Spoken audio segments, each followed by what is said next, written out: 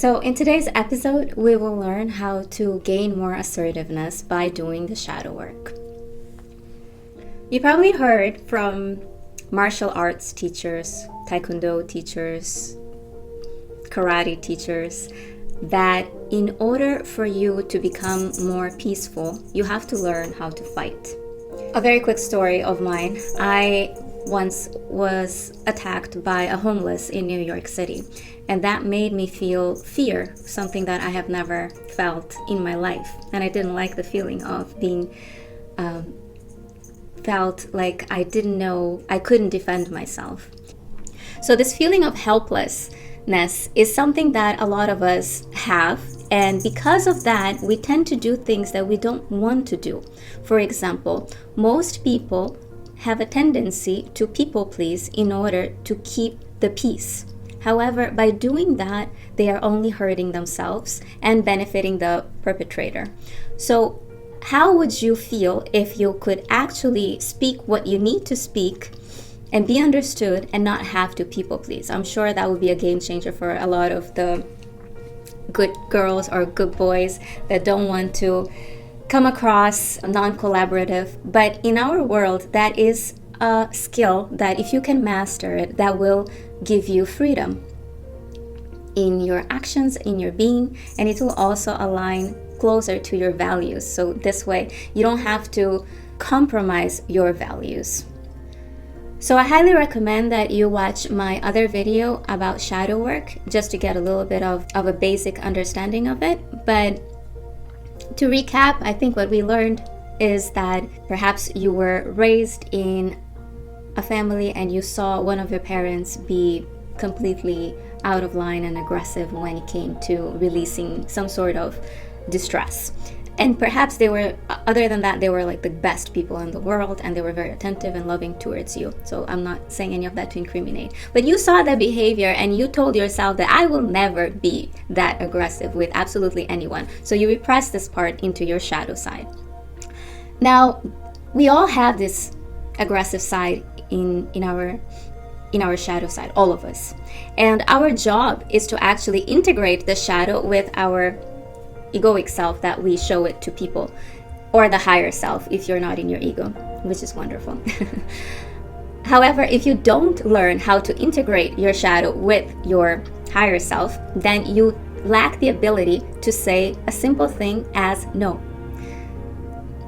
Now, I understand that saying no is something that may make you feel awkward for a couple of minutes, especially in the beginning if you're just learning how to say no. And the people-pleasing habits is something that may be easier to do. However, nobody respects a people-pleaser. And there's a reason why, because people-pleasers lie.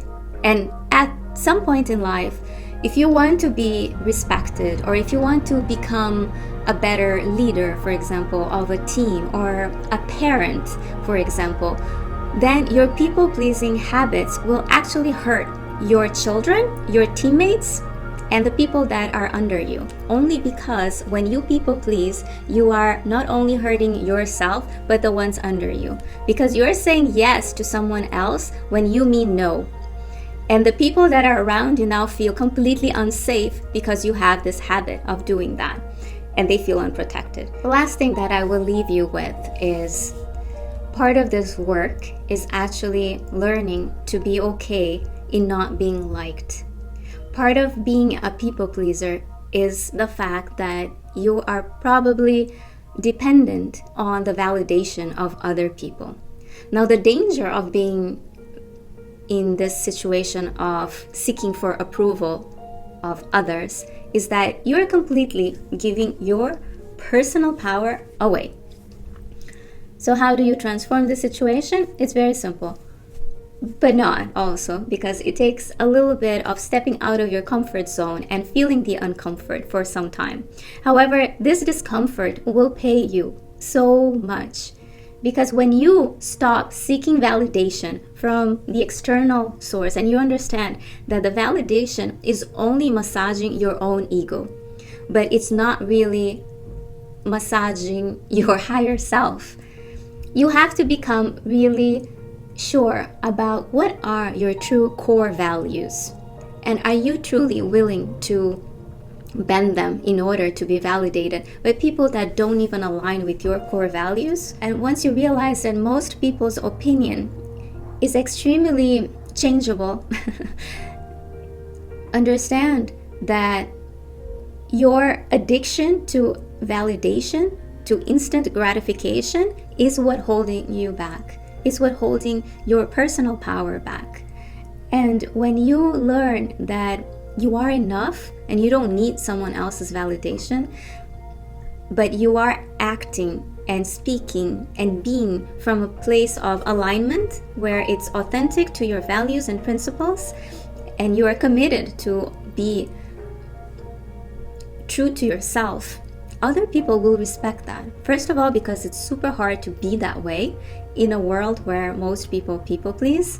And second of all, that requires an immense amount of internal work. That means that you have successfully integrated your shadow to your higher self.